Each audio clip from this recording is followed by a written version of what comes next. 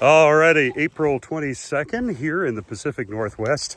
Don't mind my sunglasses. My eyes are super sensitive to the sun. I know it's kind of rude though with videos, but anyway. So the update on just, especially those of you who maybe this is your first year of keeping bees and you've picked up bees from us, or maybe you're just tuning into this channel because I think we're one of the only ones in the Pacific Northwest. Whatever the case, the purpose of this video is to give you an update of what to be looking for in your colonies and also what we're doing currently, just so you kind of have a comparison between a commercial operation, what we're doing, versus if you have maybe a handful of hives or a sideliner. It's kind of all more the same thing though, schedule-wise. Right now, we're watching and monitoring their feed levels. Now, fortunately, if you're in our area, you know already we've been getting really beautiful, mild weather. And because of that, the maple, my daughter, she's playing with the dogs and trying to call Winston back. But we've been having a beautiful, wonderful maple flow. And so we've had to feed very minimally. We went through a couple of totes, these 250-gallon pails, totes, 250 gallons each. Went through 500 gallons of feed. We got our bees back, which is nothing. I mean, that's a cheap spring for us. The maple flow has been helping with that. So, but that's something you want to watch for is feed. There's a lot of people who come into our store and ask us about Pollen Sub.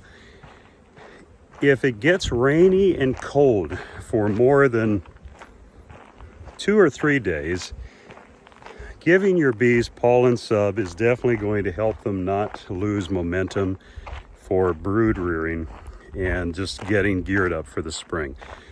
But with really the way that our spring has been so far, I mean, they've had pollen, they've had nectar, which leads to a third thing, which is swarming.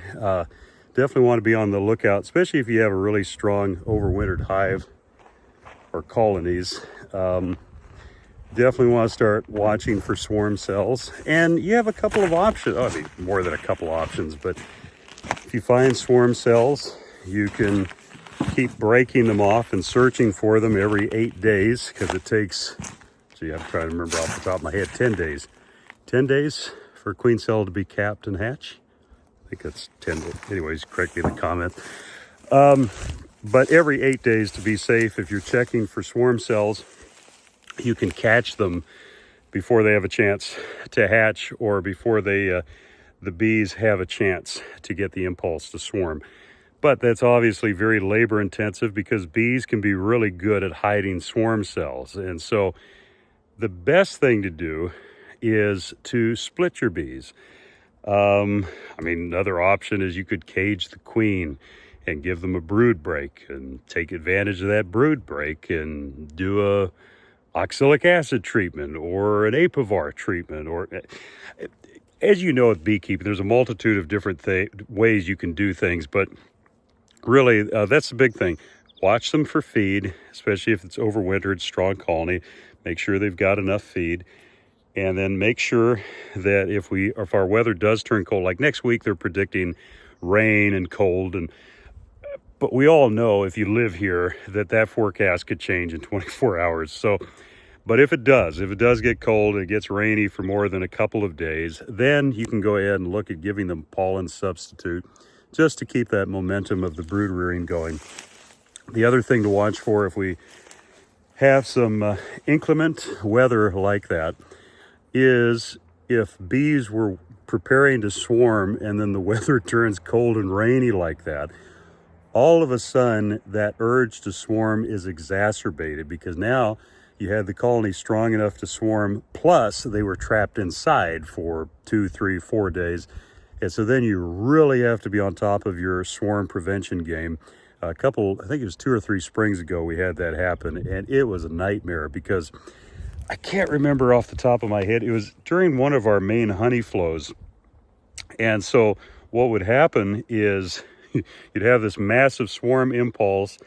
We'd split the bees down, get them ready to go, and they'd go into the nectar flow, and then we would get some more days of cold rain. Anyway, it just kept repeating the swarm impulse. So anyways, hopefully this is valuable to you. Those are the three things to watch for. Pollen sub, feed, swarm prevention, and or taking advantage of it. And that's pretty well should wrap it up for now. So anyway, catch you a little later.